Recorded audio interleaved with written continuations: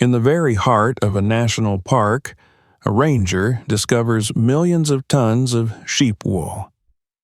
At first, it looks like a catastrophe, but what happens next is something no one expected. Subscribe to the channel and write in the comments which city or country you're watching from. The national park had always been described in official documents as a protected territory, but those who had spent enough years walking its land knew that the word protected was more aspiration than fact. Protection did not mean safety. It meant vigilance, endurance, and the quiet understanding that nature here survived not because humans guarded it perfectly, but because it learned to resist them. The park stretched for hundreds of kilometers in every direction, an immense body of land that shifted subtly from stone-strewn plateaus to shallow basins where ancient rivers had once flowed. Most of the year, those basins were nothing more than pale scars in the earth, cracked and brittle, their surfaces broken into geometric patterns by the relentless heat. When the wind came, it did not whisper. It scraped. It lifted dust from the ground and carried it away in long, thinning curtains, removing in minutes what had taken centuries to form. To outsiders, the park was often portrayed as timeless and untouched. Promotional images showed rare moments after rain, when the land briefly softened, and patches of green appeared like promises quickly forgotten. Visitors imagined abundance and silence, an endless wilderness that existed beyond the reach of human consequence. Those who worked here knew better. They understood how fragile the soil was, how close the land hovered to collapse, how every disturbance left an imprint that could linger for decades. The park was not a monument. It was a balancing act. At its center lay the Forbidden Zone, a vast interior region where access was restricted even to most park staff. There were no tourist trails here, no lookout platforms, no informational signs. The terrain was difficult, the distances immense, and the ecological value too high to justify casual intrusion. The purpose of the zone was simple in theory. Leave it alone. Let the land exist without pressure, without correction, without human interference disguised as stewardship. It was meant to serve as a reference point, a living memory of how the ecosystem functioned when it was not constantly adjusted to suit human expectations. The ranger had worked in the park long enough to remember when that zone was first established. At the time, many believed it was excessive, even symbolic. But years had passed, and with them came droughts that lasted longer than anyone predicted, fires that burned hotter and faster, and erosion that crept forward in ways that maps struggled to capture. Now, the Forbidden Zone was no longer seen as an overreaction. It was seen as a necessity. He did not think of himself as a hero or a guardian in any dramatic sense. He was a man shaped by routine, by repetition, by the quiet accumulation of observation. His face bore the marks of sun and wind, his movements the efficiency of someone who had learned to conserve energy in an unforgiving climate. He knew how to read the land the way others read text. A shift in soil color, a pattern of stones disturbed, the absence of insects where they should have been plentiful. These details spoke to him, not in words, but in warnings. His years in service had taught him one lesson above all others. The land never failed suddenly. Collapse was always preceded by subtle signs that were easy to miss if one was not paying attention. He had seen areas that appeared stable give way after a single season, because the underlying structure had already been compromised.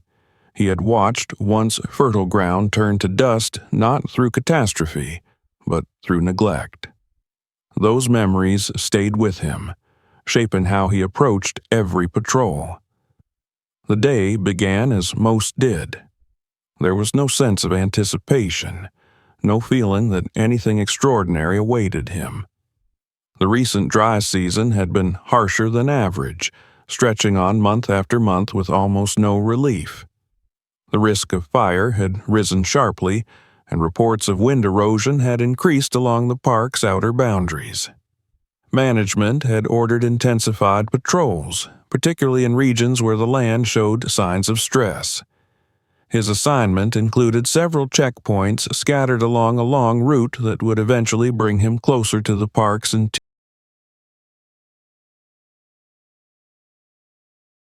Preparation followed a familiar rhythm. Equipment was checked, water supplies secured, navigation systems calibrated. He reviewed satellite images and route maps, committing the day's path to memory. On paper, there was nothing unusual about the area he would traverse.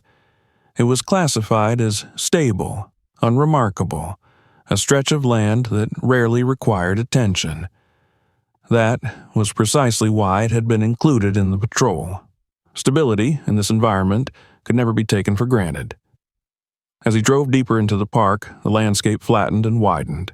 The horizon seemed to pull farther away with each kilometer, the sky pressing down with a pale, unyielding brightness. The ground was hard and dry beneath his boots when he stopped to inspect erosion markers.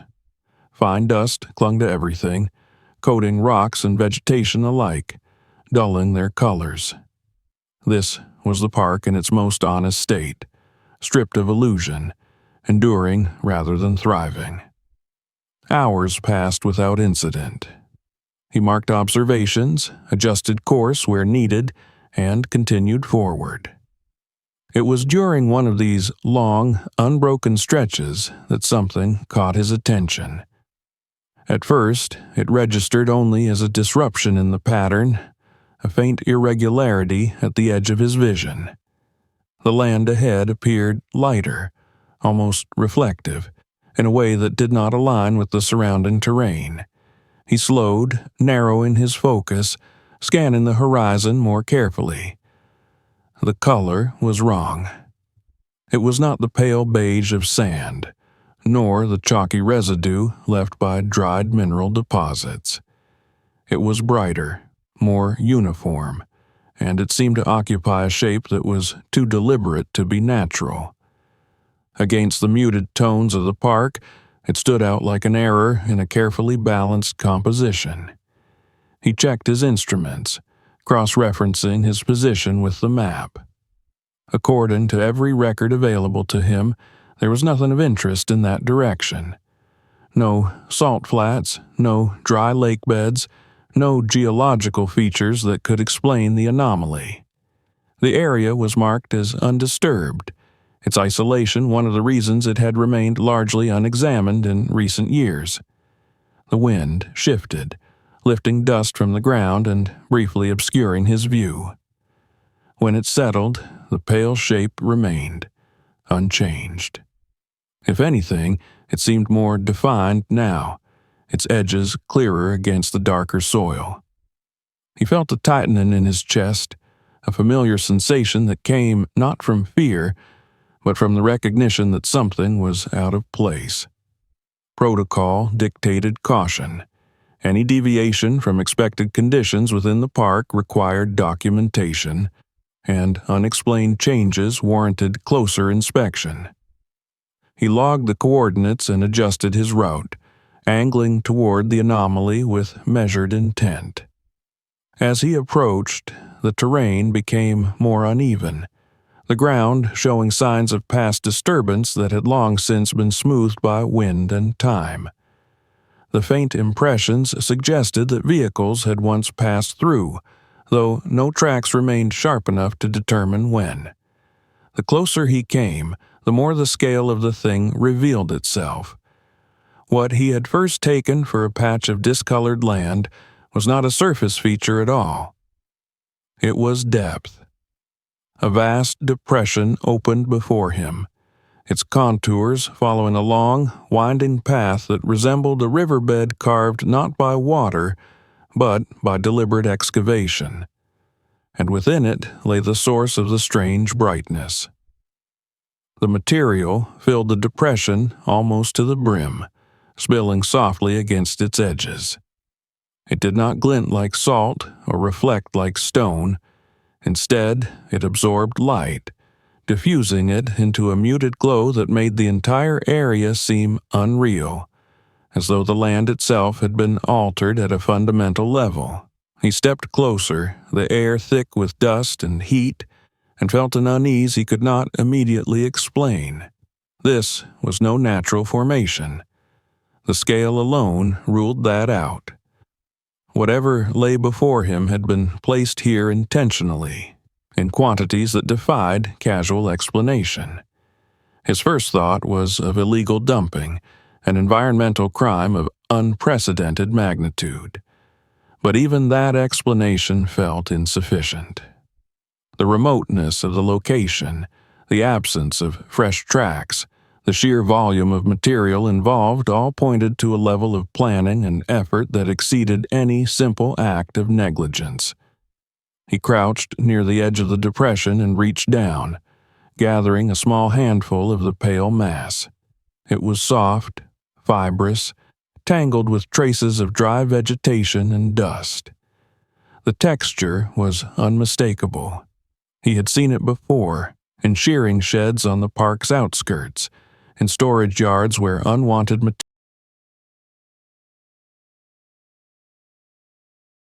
The realization settled slowly, carrying with it a weight that pressed down on his thoughts. Wool did not belong here, not in this quantity, not in this place. There were no grazing lands nearby, no flocks that could account for such an accumulation. Transporting even a fraction of this volume into the heart of the park would have required coordination, resources, and time. And yet, there it was, lying silent beneath the open sky. He stood and surveyed the scene once more, his mind racing through possibilities. If this was a crime, it was one that had gone undetected for years. If it was something else, then it represented a secret of staggering proportions. Either way, he understood that he had crossed a threshold. The park, he thought he knew, had revealed something hidden at its core, and whatever lay ahead would challenge not only his duties as a ranger, but his understanding of what protection truly meant. As the sun lowered and shadows stretched across the land, he marked the site carefully and began the journey back, carrying with him the knowledge that the Forbidden Zone was no longer empty. It held a mystery buried in plain sight, waiting for someone to decide whether it would be exposed, condemned, or understood. The ranger did not sleep well that night. The image of the pale depression lingered behind his closed eyes, returning each time he drifted toward rest. It was not fear that kept him awake, but scale. The land he had seen defied the quiet logic by which the park usually revealed its problems. Erosion advanced slowly. Vegetation retreated year by year. Even disasters followed patterns that could be traced, explained, archived.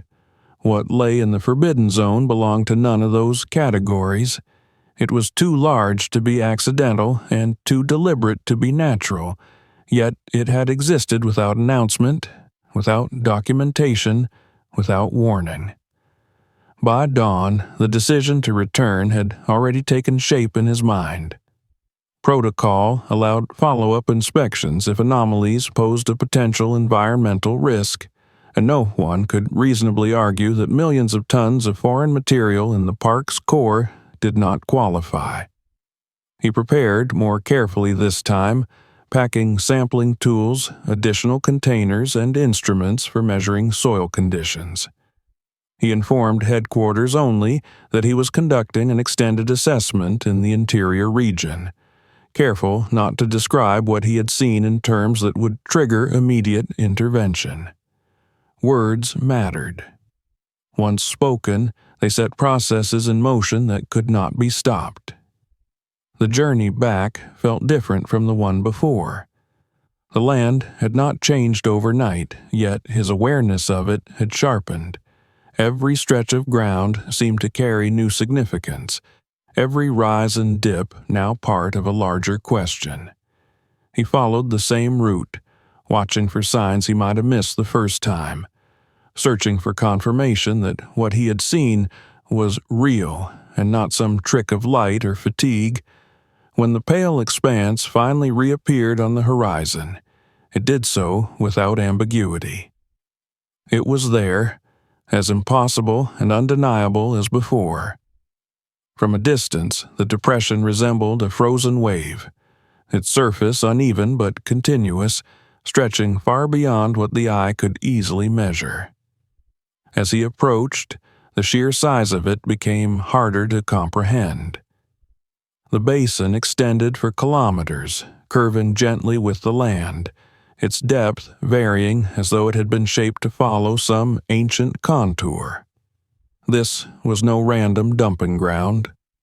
The wool filled the space with a density that suggested intention, as if whoever placed it here understood the land well enough to choose exactly where it would settle and remain. He descended carefully into the basin, boots sinking slightly into the fibrous mass. The surface gave under his weight but did not collapse. Instead, it compressed, springing back with a resilience that surprised him. Wool, he realized, behaved differently here than it did in storage piles or processing yards. Exposed to the elements, layered and compacted by time, it had formed something closer to a landscape than a heap. He knelt and examined the fibers more closely. They were not uniform. Some strands were coarse and weathered, others finer, tangled together with the fragments of dried grass, seeds, and dust. In places, the wool had darkened, absorbing the color of the soil beneath. In others, it remained pale, almost luminous against the surrounding earth. He could see where layers overlapped, where older deposits had been covered by newer ones, creating a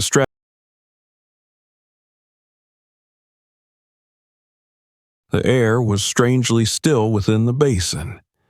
The wind that scoured the surrounding plains lost its strength here, as though the depression itself acted as a shield. Fine fibers lifted occasionally, drifting only a short distance before settling again. There was no foul odor, no sign of rot.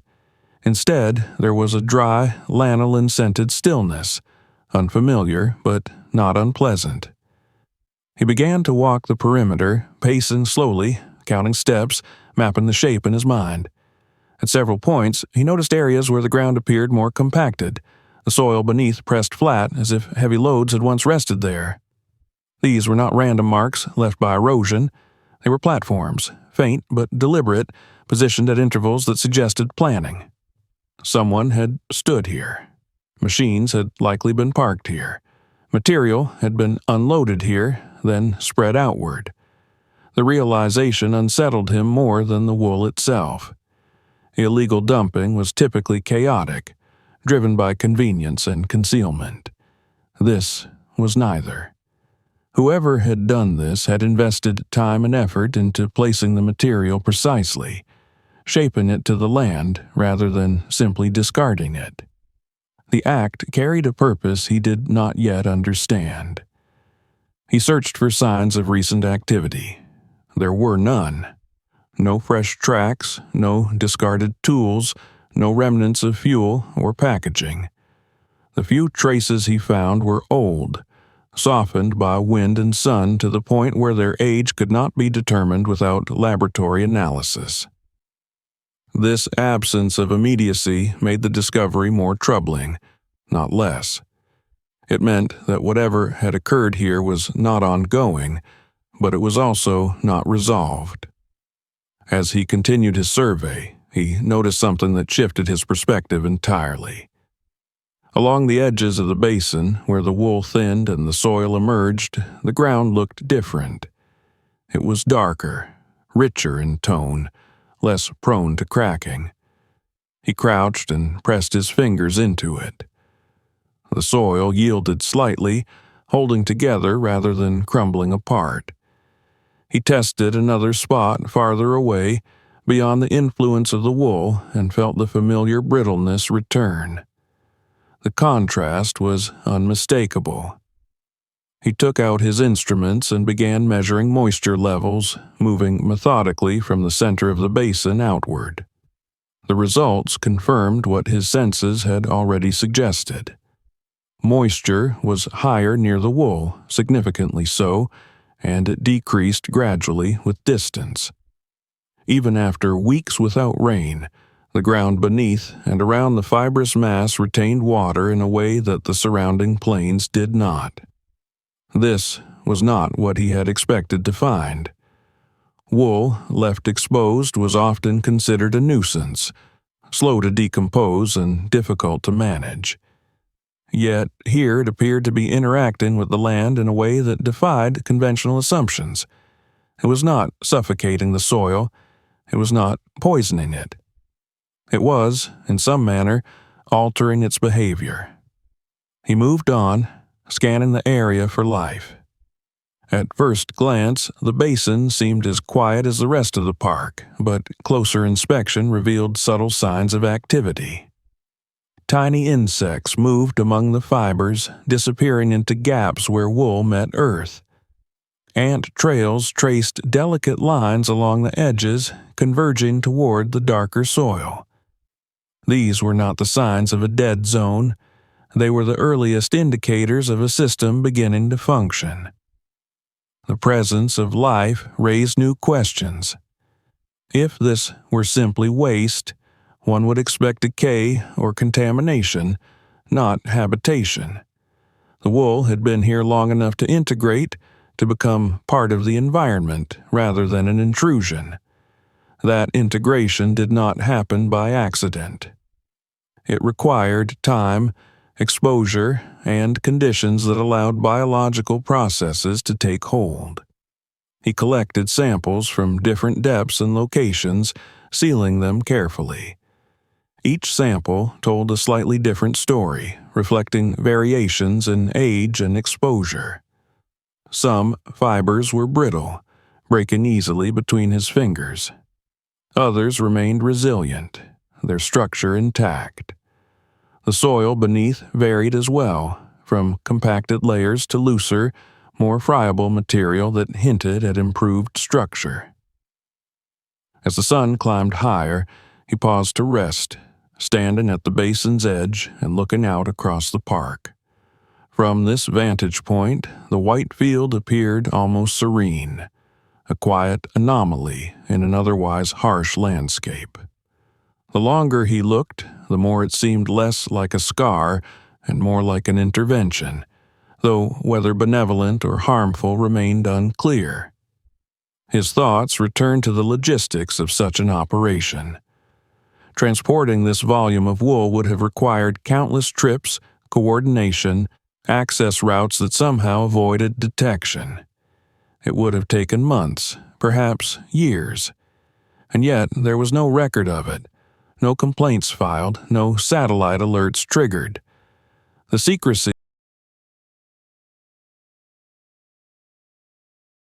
He considered his next steps carefully. Reporting the find in full would bring immediate scrutiny, and scrutiny would bring removal. The material would be classified as contamination, regardless of its effects. The basin would be cleared, the wool hauled away, the land returned to its previous state, brittle and exposed. Whatever process had begun here would be interrupted, its outcome forever unknown. At the same time, remaining silent carried its own risks. If this was indeed an environmental hazard, delay in action could cause harm. The wool could become a fire risk under the wrong conditions. It could alter drainage patterns in ways not yet visible. The responsibility weighed heavily on him, pressing against the boundaries of his role. Before leaving, he made one final discovery. Near one of the compacted platforms, half buried in soil and fibers, he found a piece of metal protruding at an odd angle. He cleared it carefully, revealing a corroded stake driven deep into the ground. There was no sign attached to it now, no label or marker, but its presence was unmistakable. It was not debris.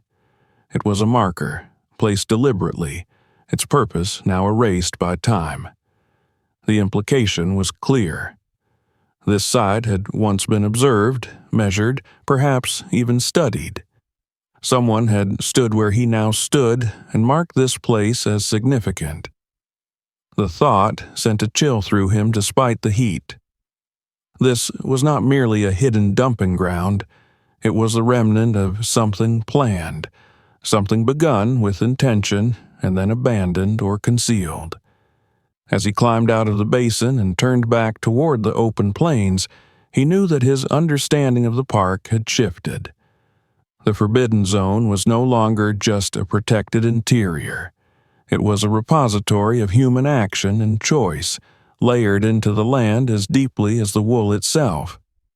Whatever story lay beneath that white field was bound to the fate of the soil around it, and to the decisions he would make next. The answers, he sensed, would not be found on the surface, but in the past, where necessity and desperation often gave rise to actions that history preferred to forget. He returned to the White Basin sooner than he had planned. The decision felt less like a choice and more like an inevitability, as though the land itself had lodged a question in his mind that refused to loosen its grip. After the second visit, after the discovery of the rusted marker, and the unsettling realization that this place had once been measured and watched, sleep became shallow and fragmented. His thoughts circled the same point again and again. If this was an experiment, then its results were unfolding in real time, and he might be one of the few people left who could still observe it before outside forces intervened. Several days passed before he returned, enough time for the wind to move, for temperatures to fluctuate, for the land to behave as it always did under pressure. During those days, he monitored satellite data, rainfall reports, and temperature maps. Nothing unusual appeared. No storms had passed through the region. No moisture should have been available to soften the ground.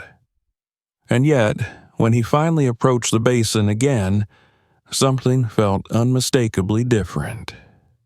The change announced itself subtly, in ways that would have been easy to overlook had he not been looking for it.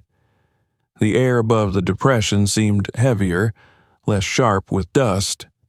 The wind, still present across the plains, lost its edge as it crossed the basin, its force dampened as though absorbed. Even before he reached the wool itself, he noticed that his boots kicked up less powdery soil. The ground held together longer under pressure, resisting the instinctive crumble that had become the defining trait of this land. He stopped at the edge and stood still, letting his eyes adjust. The white field remained, vast and silent, but it no longer appeared inert.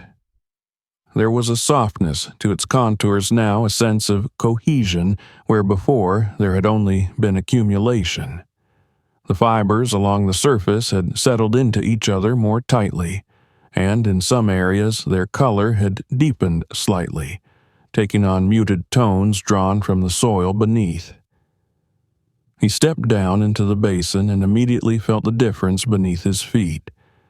The surface compressed with a quiet resilience, absorbing his weight evenly instead of shifting unpredictably. The wool did not scatter. It did not drift away in loose fragments. It behaved as a layer, a mat integrated enough to hold itself together.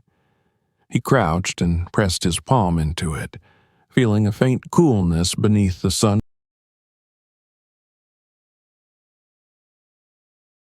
Curiosity sharpened into something closer to concern.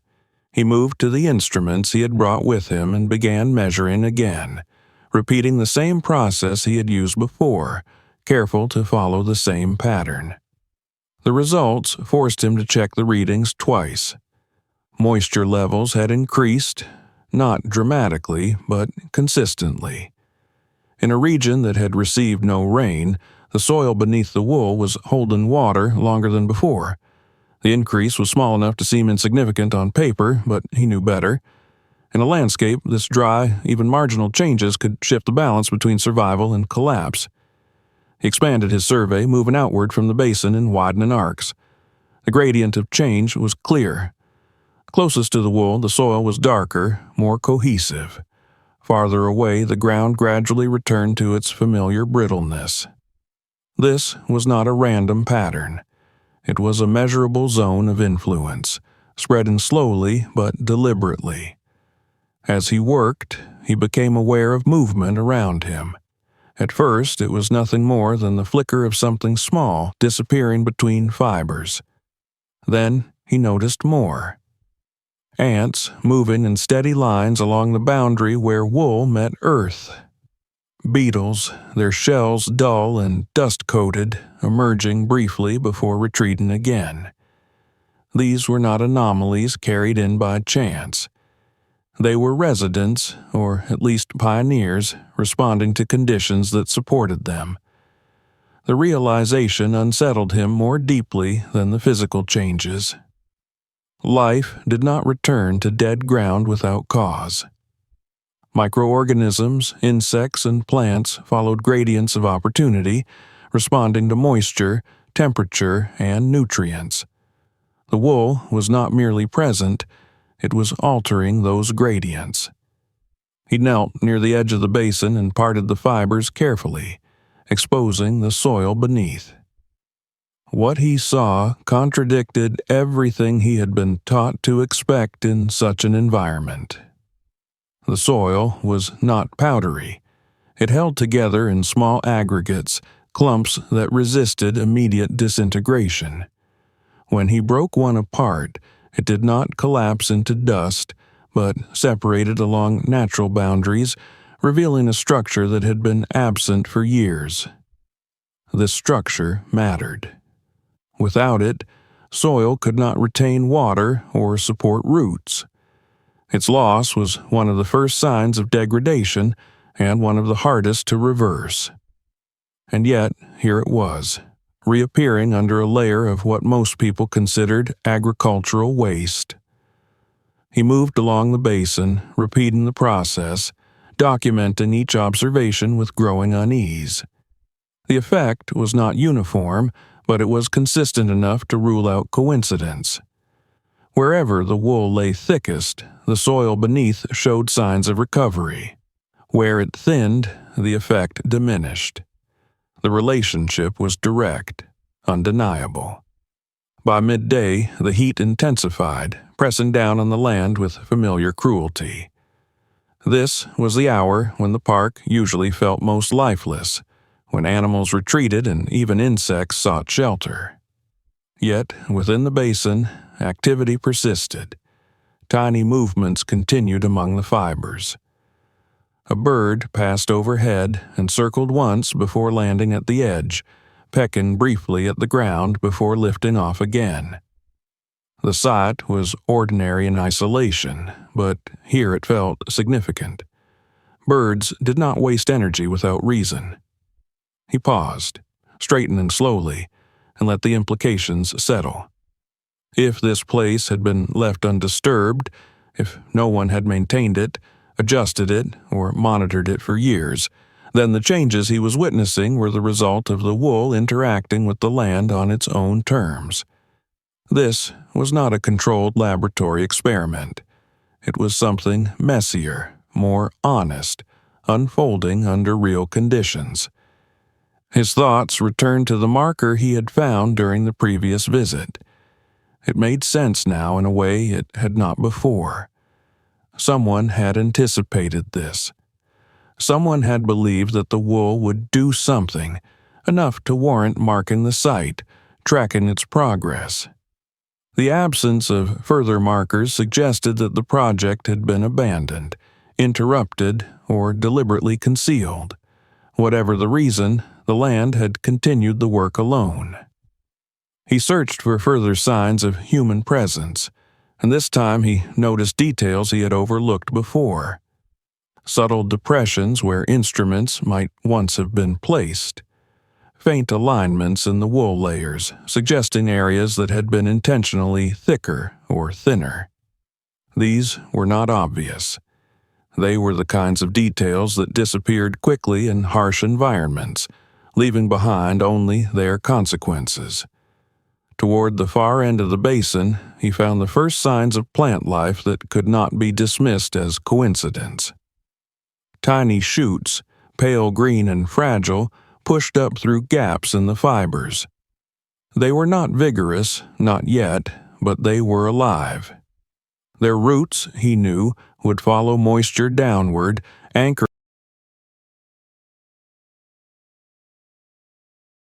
He felt a tightening in his chest, a mixture of awe and apprehension. This was not supposed to be happening here, not without irrigation, not without chemical inputs, not without active management. And yet it was happening, quietly, without permission. The question that pressed against him now was no longer whether the wool was harmful. It was whether revealing its presence would destroy something rare. The systems he worked within were designed to correct problems, not to protect unauthorized solutions. The moment this site entered official channels, it would be framed as a violation, not an opportunity. He documented everything meticulously, knowing that evidence might one day be his only defense against disbelief. Measurements, photographs, samples, maps. He moved with the care of someone aware that he was standing at the edge of a threshold, beyond which choices carried consequences he could not fully predict. As the afternoon wore on, he discovered one final detail that confirmed his growing suspicion. Near one of the older layers of wool, partially embedded in soil that had clearly been altered over time, he found another piece of metal. This one was smaller, almost consumed by rust, but its shape was unmistakable. It was part of a tag, the kind used to label experimental plots. Whatever identification it once carried had long since eroded away, but its presence alone was enough. He sat back on his heels and stared at it, the weight of the moment settling fully for the first time. This land was not changing by accident. It was responding to an idea, one that had been tested here quietly, away from scrutiny, perhaps out of desperation. The people who had initiated it were gone, their names erased, their work unfinished. But the land had not forgotten. As he left the basin that evening, the sun casting long shadows across the white field, he felt the story of the place shifting beneath his feet. The Forbidden Zone was no longer just a sanctuary of untouched nature. It was a repository of human hope and failure, layered together in wool and soil. And now that he had seen the changes beginning to take hold, he knew that looking away was no longer an option. The answers he sought would not be found in the present alone. They lay buried in the past, in decisions made when the land had first begun to fail, and people had been forced to choose between obedience and survival. The land had answered him in its own language, and now the ranger needed to learn who had first asked the question. After the third visit to the basin, after witnessing changes that could no longer be dismissed as coincidence or illusion, he understood that observation alone was no longer enough. What he was seeing had roots that stretched beyond the present moment, buried deep in decisions made years earlier, when the soil had begun to fail and desperation had quietly replaced optimism across the country's agricultural heartlands. He began with what he knew best: records. Not the polished summaries prepared for public reports, but the raw archives few people ever revisited once policies shifted and funding dried up. In the evenings, after returning from patrol, he logged into databases that tracked land degradation, soil carbon levels, erosion events, and abandoned agricultural zones. The numbers told a grim story. Year after year, organic matter declined. moisture retention worsened. Productive land slipped almost unnoticed into irreversible exhaustion. Programs had been announced, trialed, praised, and then quietly shelved when results failed to appear quickly enough to justify continued investment. Running parallel to those records was another set of data, one that at first seemed unrelated. Wool production statistics, export values, storage costs, disposal expenses. As he traced the timelines, the overlap became impossible to ignore. The same years that marked the steepest declines in soil health also marked the collapse of profitability in the wool industry. Prices fell. Warehouses filled. Farmers reported bales they could not sell and fibers too coarse or contaminated to process. Disposal became a problem no one wanted to claim ownership of, because to acknowledge it was to admit failure in an industry long considered a national symbol. He followed the trail further back, searching for intersections where these two crises might have touched. It was there, buried in outdated funding proposals and half-archived research notes, that he found the first hint. A pilot initiative, briefly mentioned and never expanded upon, proposed exploring unconventional organic materials for soil restoration in arid environments. The language was cautious, almost apologetic, as though its authors already anticipated resistance. Wool was listed among several candidates not as fertilizer, but as a structural.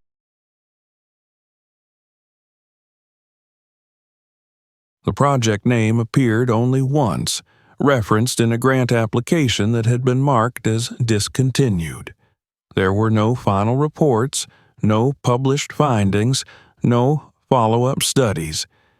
It was as though the idea had been erased before it could take form. Yet the language used suggested that preliminary trials had already begun somewhere remote, somewhere shielded from immediate scrutiny. The ranger felt a tightening in his chest as he read.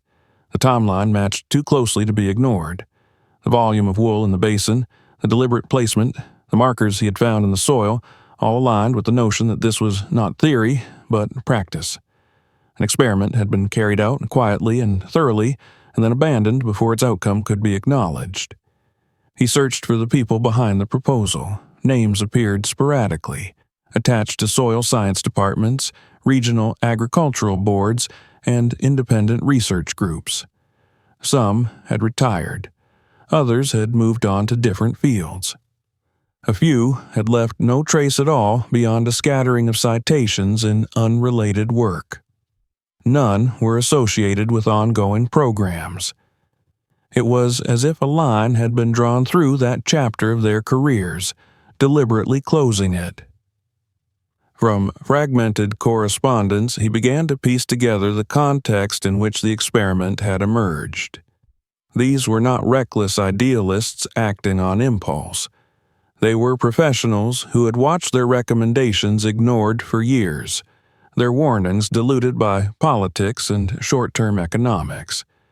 They had seen soil conservation framed as a cost rather than an investment. Sustainability reduced to slogans that dissolved when profits tightened. When official channels failed, they had looked elsewhere.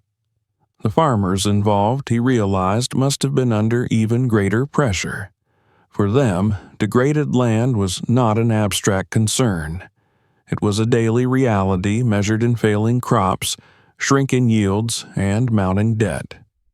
Wool, once a reliable source of income, had become a liability, piling up in sheds and yards with no buyers willing to take it. To them, the idea of repurposing waste into a potential solution would not have seemed radical. It would have seemed necessary. The question that lingered was why they had chosen the heart of the national park. The answer emerged slowly as he considered the constraints they faced. Any trial conducted on farmland would be subject to variables that could obscure results. Fertilizers, irrigation, grazing, and mechanical disturbance would complicate interpretation. The Forbidden Zone, by contrast, offered something rare: land that had been left alone, a baseline untouched by modern agricultural interference. If wool could alter soil dynamics there, it could do so anywhere. There was also the matter of protection. Conducting such a trial openly would have invited immediate scrutiny, regulatory hurdles, and likely termination. The park's central zone, remote and restricted, provided a form of cover. Access was limited. Monitoring was infrequent. Satellite imagery, while available, was often too coarse to reveal changes beneath surface layers. It was a risk, ethically and legally, but one that may have seemed justified when weighed against the certainty of continued land collapse. As he continued digging through records, the absence of documentation became as telling as what he found. Funding had been withdrawn abruptly. Correspondence ceased mid-conversation. References to field sites vanished. It suggested not failure, but interruption. Something had forced the experiment to stop before conclusions could be drawn, before results could be shared. Perhaps political pressure, perhaps a shift in priorities. Perhaps fear of liability if the trial were deemed unauthorized. Standing alone in his office, surrounded by screens and files, the ranger felt the distance between those decisions and the present moment collapse. The people who had initiated the experiment were gone from the narrative, but their work remained, etched into the land itself. The basin was not a relic. It was an unfinished sentence, still being written by soil, water, and time. He returned to the field with this new understanding, seeing the wide expanse through a different lens. What once looked like an anomaly now appeared as infrastructure, crude but purposeful. The thickness of the wool varied in ways that mirrored experimental design rather than chance. Thicker layers in areas prone to erosion, thinner applications where soil structure was marginally better. Even the shape of the basin seemed less accidental now, its contour.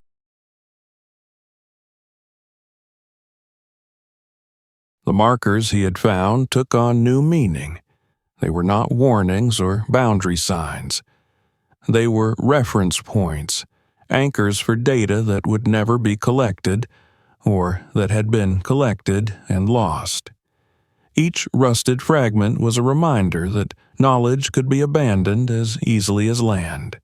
Yet, despite the silence that followed the project's disappearance, the experiment itself had not failed.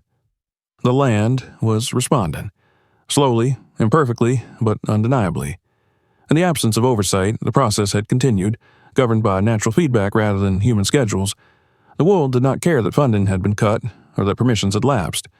It interacted with the soil according to physical and biological laws, indifferent to policy. This realization unsettled the ranger more than any evidence of wrongdoing could have.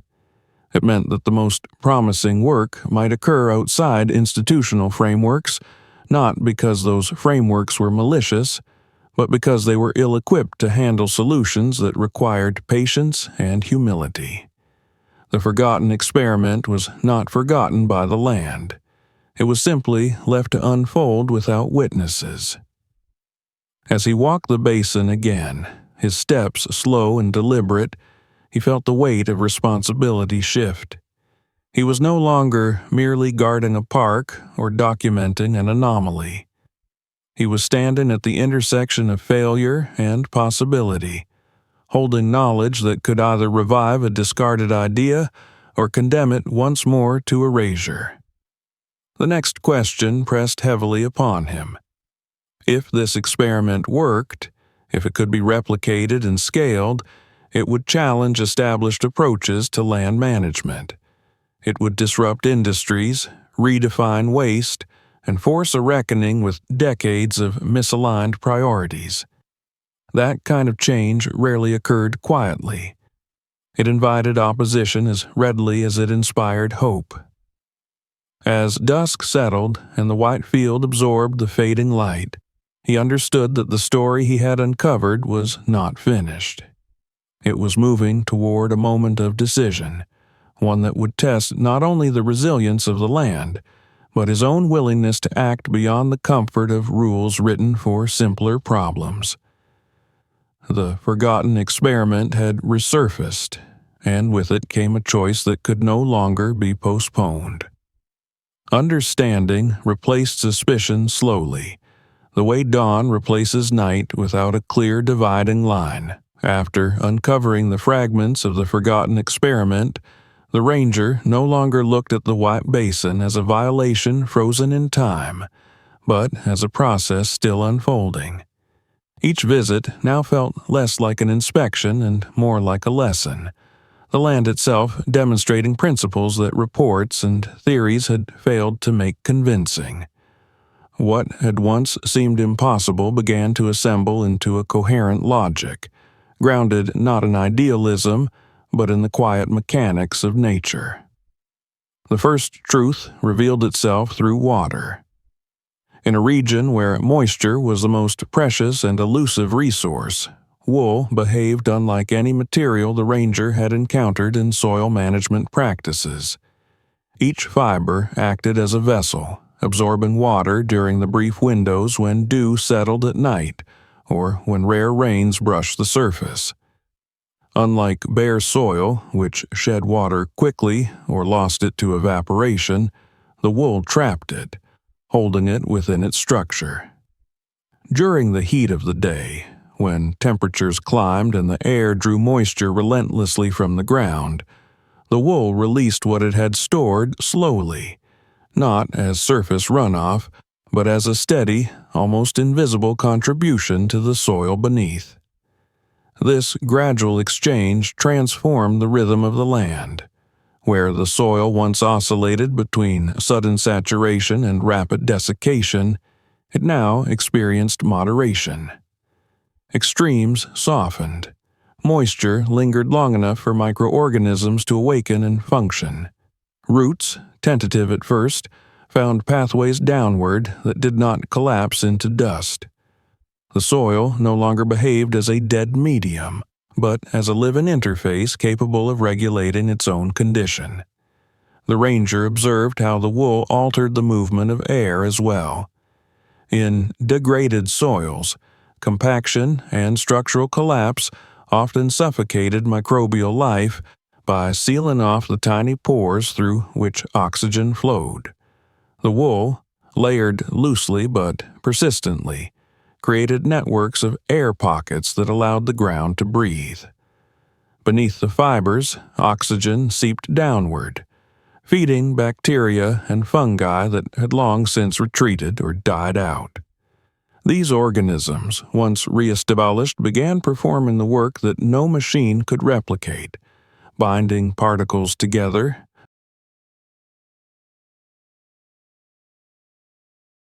Temperature followed a similar pattern of stabilization. In the exposed plains beyond the basin, the sun scorched the surface during the day, driving temperatures high enough to kill sensitive organisms and sterilize the top layer of soil. At night, heat dissipated rapidly, leaving the ground cold and unresponsive. Under the wool, these swings diminished. The fibers reflected part of the solar radiation, preventing excessive heating, while their insulating properties slowed heat loss after sunset. The result was not warmth, but consistency, a narrow range within which biological processes could persist. Wind, the park's most destructive force, also lost its power here. In open areas, gusts stripped the soil of its finest particles, carrying away organic matter and leaving behind heavier, lifeless remnants. The wool anchored those particles, weaving itself into the surface and trapping sediment that would otherwise vanish into the air. Over time, dust settled into the fibers and stayed there, contributing to the gradual rebuilding of the topsoil layer. What had once been erosion became accumulation. As weeks passed, the ranger noticed changes that could not be explained by physical factors alone. Chemical transformations were underway, subtle but profound. Wool, composed largely of keratin, resisted rapid decomposition, but that resistance was precisely what made it valuable. Instead of releasing nutrients in a sudden flush that plants could not absorb, it broke down slowly, mediated by specialized microorganisms capable of digesting its complex structure. Nitrogen, sulfur, and trace minerals entered the soil gradually, feeding microbial communities first, then plants, in a sequence that mirrored natural nutrient cycles. This slow release mattered more than any single nutrient value. It prevented leaching, a problem common in degraded soils where sudden nutrient inputs washed away with the next rainfall. Here, nutrients remained where they were needed, bound within the soil matrix, accessible but not volatile. The ranger confirmed this through repeated sampling, comparing nutrient levels over time and finding not spikes, but steady increases that aligned with the expansion of biological activity. The transformation was not uniform, nor was it effortless. In areas where the wool lay too thick and unprocessed, it compacted into dense mats that resisted water penetration. These zones reminded him why raw wool was often dismissed as impractical in agriculture. Without preparation, it could become a barrier rather than a bridge between soil and atmosphere. But elsewhere, where the fibers had been distributed more evenly, mixed with organic debris and shaped by time, the balance was right. Water passed through, air circulated, life followed. This distinction clarified another aspect of the experiment. The people who initiated it had not simply dumped wool indiscriminately. They had understood, at least intuitively, the importance of form. In some sections of the basin, the wool had clearly been processed before application, broken down mechanically into shorter fibers that interlocked without clumping. In others, it had been combined with organic matter, accelerating microbial colonization and integration into the soil. These variations suggested trials within the trial, different approaches tested side by side, their outcomes written not in spreadsheets but in the land itself.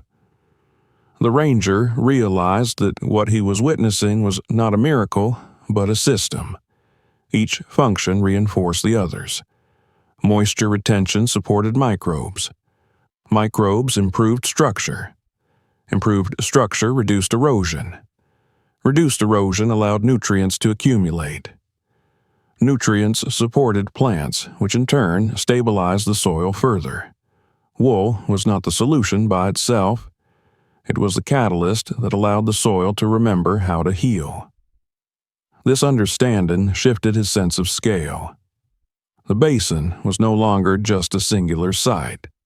It was a model, one that could, in theory, be replicated anywhere degraded land met surplus wool. The implications extended far beyond the park's boundaries, reaching into agricultural regions where both soil exhaustion and wool waste remained unresolved problems. Yet, with that potential came risk.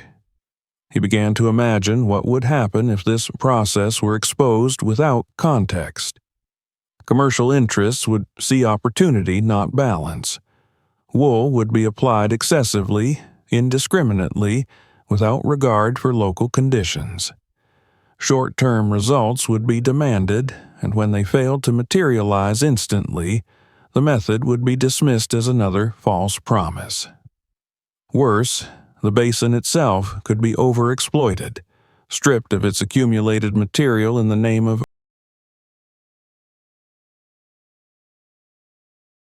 As his understanding deepened, so did his unease.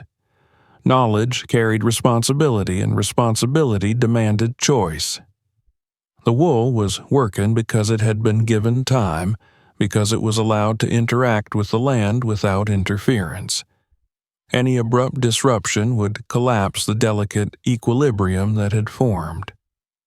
The ranger knew that once authorities became involved, patience would be scarce. Deadlines would be imposed, metrics would be enforced, the land would be asked to perform on human schedules. Standing at the edge of the basin one evening, watching the last light settle into the fibers and soil, he felt the weight of that realization settle over him. The forgotten experiment had succeeded not because it was hidden, but because it was left alone. Its anonymity had protected it from the very forces that often undermined innovation. Yet, anonymity could not last forever. The changes were becoming visible even to untrained eyes. Vegetation spread slowly but steadily. Dust storms lost intensity in this pocket of land. Animals returned in small numbers, drawn by conditions that favored survival. The basin was no longer static. It was becoming conspicuous. The ranger understood now that the next phase of the story would not be written by wool or soil alone. It would be shaped by human response. Whether this knowledge would be used to heal land elsewhere or to exploit it depended on how and when it emerged into the open. As he turned away and began the long walk back, the white field behind him, he knew that observation had reached its limit. The system he served demanded answers, and the land demanded protection. Between those demands lay a narrow path, and he would soon have to choose how to walk it.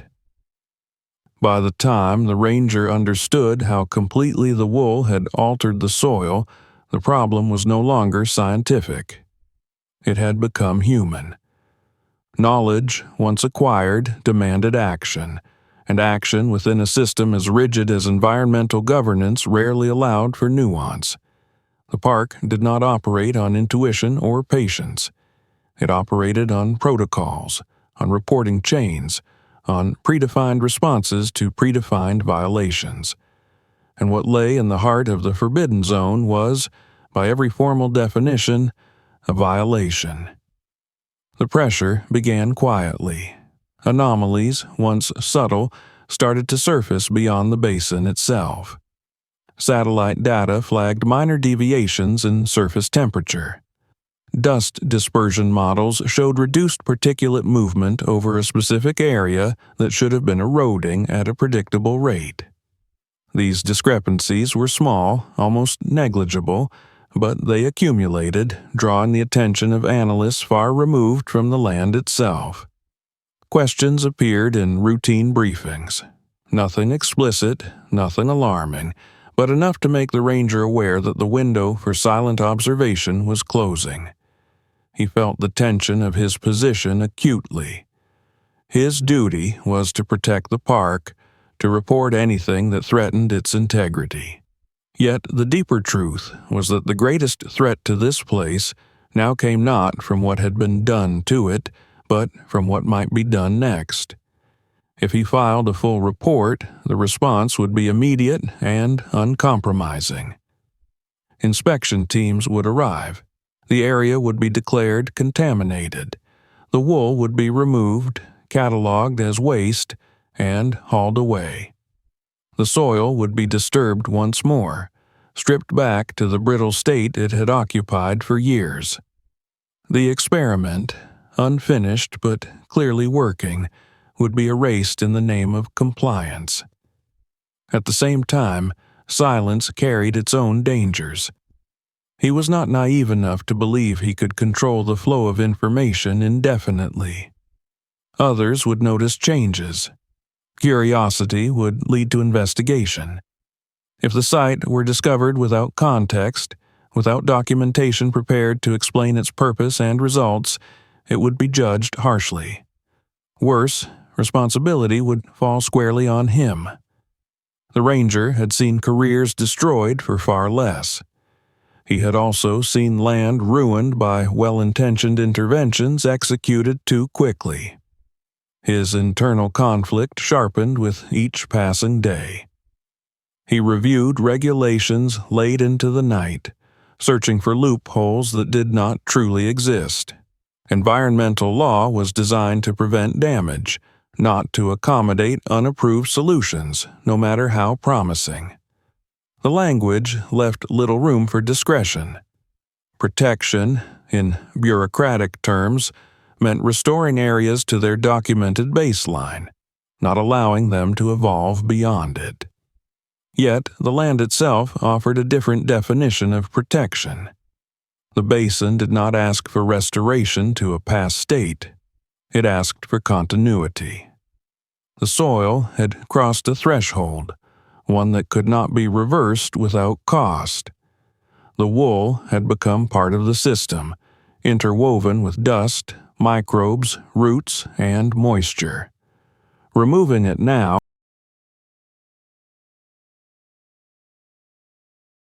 the ranger began to document the site in secret, expanding his records beyond what was required. He mapped the spread of vegetation, tracked moisture gradients, measured soil density and temperature at regular intervals. He stored samples carefully, labeling them with dates and precise locations. If the moment came when he had to speak, he wanted evidence strong enough to withstand skepticism. He was no longer gathering data for curiosity. He was building a case. Still, doubt followed him. He knew the risks of romanticizing a phenomenon simply because it defied convention. History was filled with examples of promising ideas that collapsed under broader application. What if the wool posed long-term risks not yet visible? What if pests adapted to it? What if fire behaved unpredictably in its presence? His responsibility was not only to the land as it was now, but to the land as it would be in decades. The first external disturbance came sooner than he expected. During a routine patrol near the park's boundary, he noticed unfamiliar tire marks, faint but recent, leading toward the interior. They did not cross into the forbidden zone, but they angled too close for comfort. Someone was searching. Whether they were prospectors, opportunists, or simply lost travelers, he could not say, but the implication was clear. Secrecy was eroding.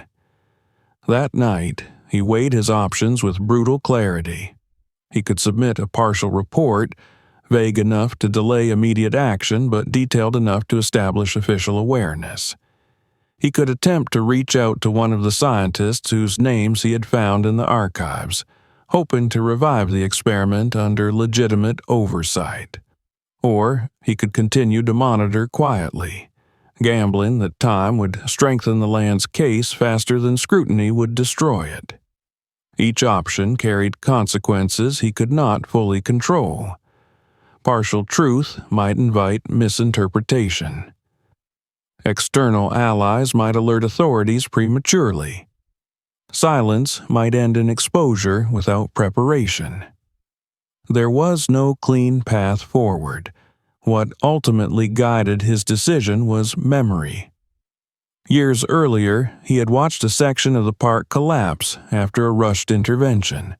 Officials had responded to erosion reports by clearing vegetation and reshaping the land according to standardized models. The area had looked orderly for a season. Then the winds returned, and without roots or organic matter to anchor it, the soil vanished. The intervention had satisfied policy and destroyed resilience.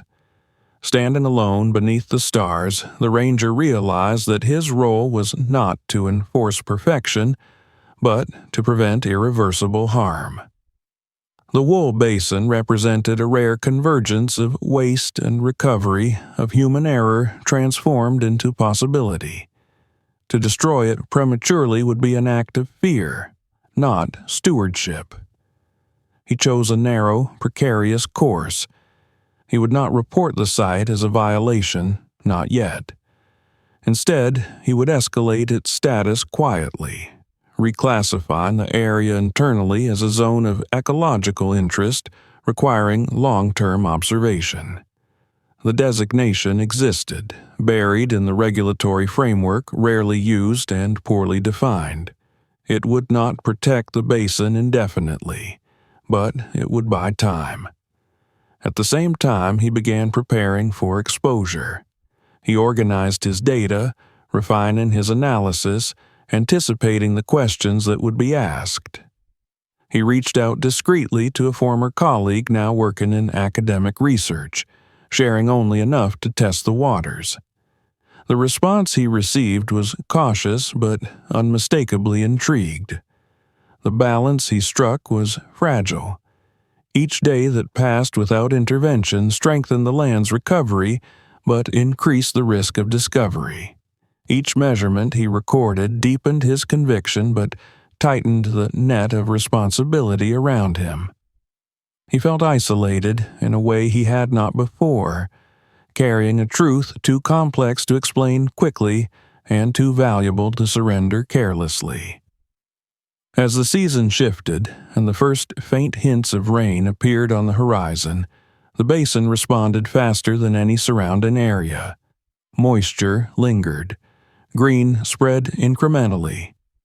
The changes were no longer confined to the wool itself.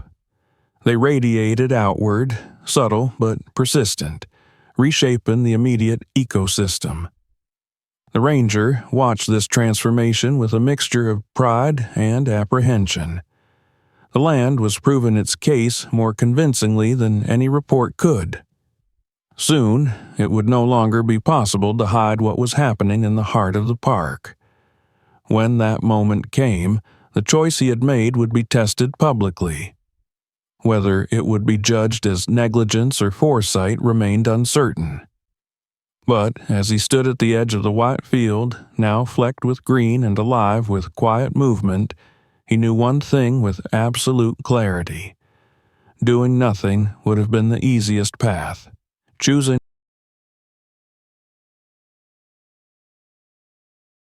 and it was not finished yet. Time became the final witness. After the choice was made, after the ranger committed himself to protecting the process rather than exposing it prematurely, the land entered a phase where change no longer asked for attention but demanded it. The silence that had once concealed the basin began to dissolve, not through noise or intrusion, but through growth. What unfolded did so slowly enough to evade spectacle, yet steadily enough to alter the identity of the place itself. The first season passed with restraint. Rains arrived late and lightly, as they often did, scattered across the region in uneven patterns. Elsewhere in the park, the water vanished almost as quickly as it fell, absorbed briefly before evaporating or running off hardened surfaces. In the basin, it stayed. The wool darkened with moisture, holding it through the heat of the following days, releasing it back into the soil beneath. Where the land outside returned to its pale, exhausted tones within a week, the basin retained a muted richness, a lingering softness that marked it as different.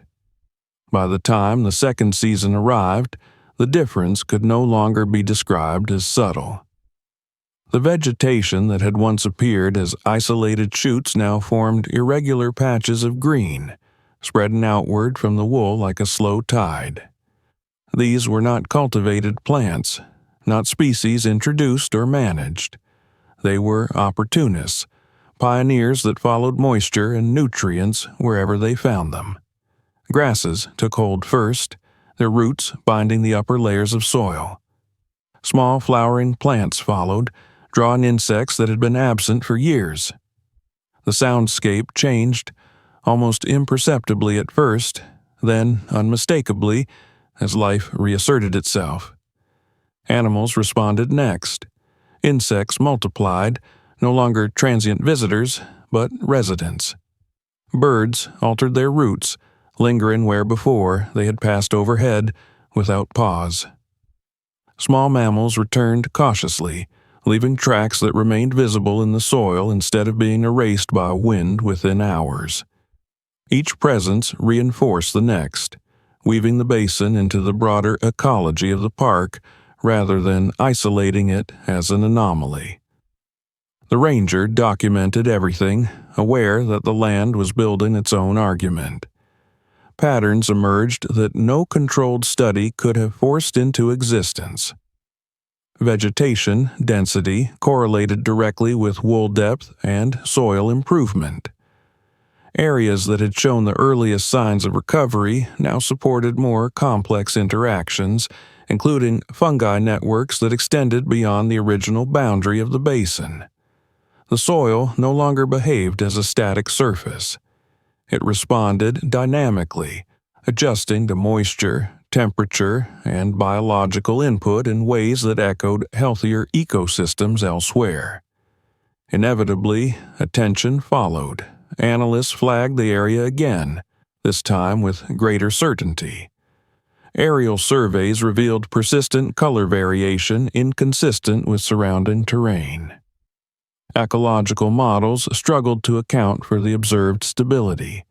Requests for clarification reached the rangers' superiors, cautious but increasingly insistent. The silence that had protected the basin was no longer absolute.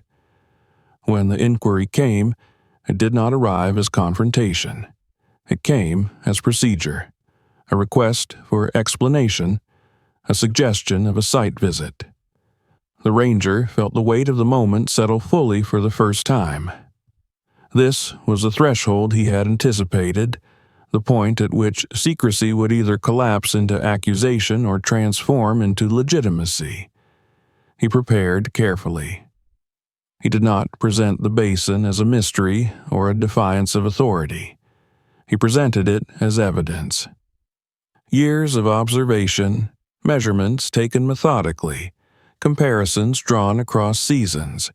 He explained the origin of the wool crisis, the forgotten experiment, the absence of alternatives that had driven people to act outside formal channels. Most importantly, he let the land speak. He showed how soil structure had improved, how erosion had slowed, how biodiversity had returned without external inputs. The response was not uniform. Some saw opportunity immediately, envisioning scalable solutions and economic revival.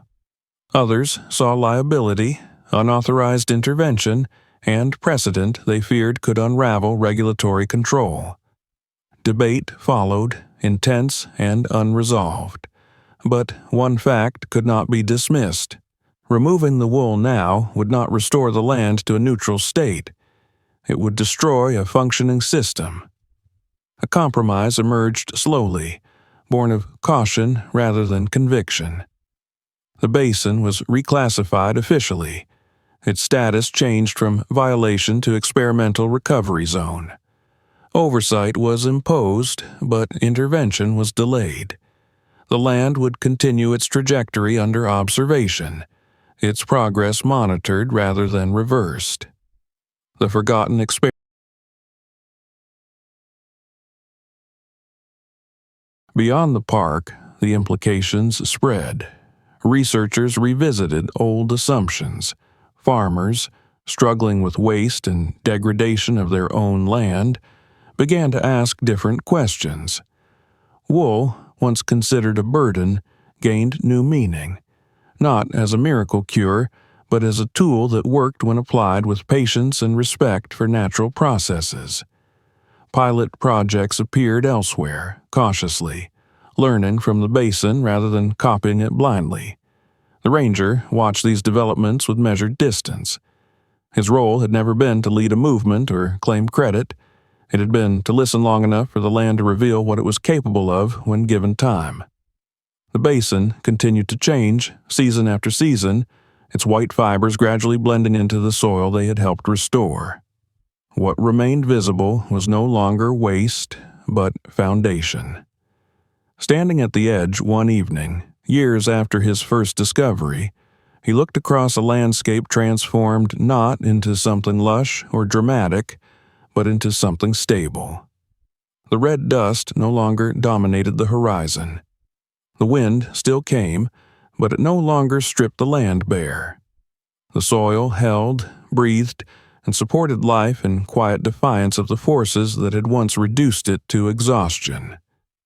The story of the basin did not belong to him, or to the scientists who had begun it, or even to the institutions that now studied it. It belonged to the land itself, to the long memory embedded in soil and fiber, water and root. It stood as a reminder that solutions to the most entrenched problems were often already present, dismissed as waste or failure, waiting only for someone willing to listen beyond protocol and allow time to do its work. The silence that had once concealed the experiment was gone, replaced not by noise, but by understanding. And in that understanding lay a future shaped not by control, but by cooperation between human intention and natural resilience. If this story made you look at the world differently, don't stop here. Subscribe to the channel so you won't miss the next discoveries and hidden stories we uncover. Watch the next video and explore more stories like this one.